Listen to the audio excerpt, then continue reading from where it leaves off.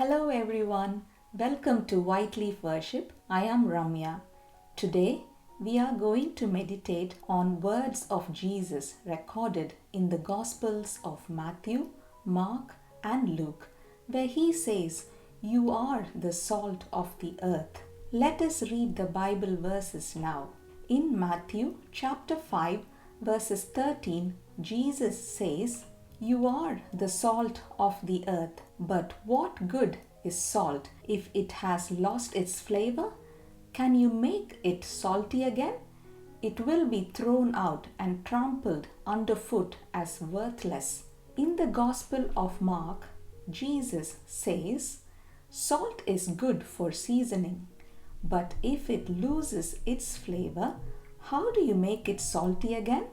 You must have the qualities of salt among yourselves and live in peace with each other." Mark chapter 9 verse 50.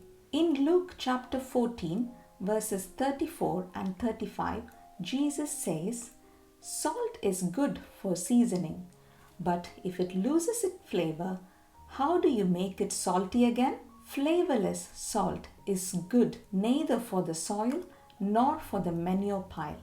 It is thrown away. Anyone with ears to hear should listen and understand." Salt is an incredibly important substance. It is essential for life, helping us maintain blood pressure and facilitates nerve conduction and muscle contraction. Salting is an important method of food preservation, particularly for food which cannot be refrigerated. Saltiness is one of the basic human tastes, and it is almost always used to season food. When quality salt is used for seasoning, a small quantity is enough to give the desired taste. If the salt has no flavor, it has no value and is worthless. It is important to investigate what the Bible says about the spiritual qualities which gives the taste to salt. Jesus in the Sermon on the Mount teaches us the qualities one should have as a believer to be the salt of the earth. These are sometimes known as the Beatitudes, as the people who have these qualities are blessed by God. Firstly, one should realize that they are poor in spirit and that they need to go to God every day. We should recognize our need for God and refrain from having confidence in self. Secondly, we should mourn for the sins in our life and in others. For example, let us assume that a person gets angry easily and knows it is a sin and wants to overcome it. If he or she is unable to do so, they need to mourn about it and go to Jesus for help to give the power to overcome it. Thirdly, we need to be humble. Fourthly, we need to hunger and thirst for righteousness. Fifthly, we should abstain from judgment but instead be merciful. For example, when someone comes little late to the church service, we should not judge them. Sixthly, our desire for God must be supreme and we need to see God in everything. As far as it is within us, we need to work for peace. Lastly, when you are persecuted for doing the right thing, God will bless you. As you can see, God's ways of living usually contradicts the world's expectations and standards. If you want to live a life for God, you must be ready to say and do what seems strange to the world.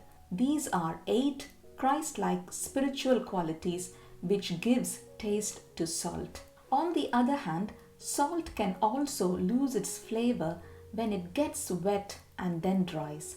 This leaves behind a tasteless residue. Nowadays, we see a lot of believers who blend too much into the world to get honor from people and get trapped in worldly pursuits. By this, they lose their distinctive saltiness and are not as strong a witness to God. Instead, They should affect others positively, bringing new flavor to life, just as the seasoning brings out the best flavor in food. Obviously, this comes with a cost of sacrifice, which means to die to self and having a wholehearted commitment to Christ. In Leviticus chapter 2, verses 13, it says, "Season all your grain offerings with salt to remind you of God's eternal covenant. Never forget to add salt to your grain offerings." In Old Testament times, salt was used in sacrifice to God to show the strength and permanence of God's covenant or agreement with His people. This is a picture of God's faithfulness and truthfulness through His covenant. As believers, we are called the salt of the earth. So, my dear friends, let the salt we use today help us to remember that we are God's covenant children who are called to preserve and purify the world. We should be soldiers for God to fight the moral decay in society. When we lose this desire to salt the earth with love and the gospel, we become useless.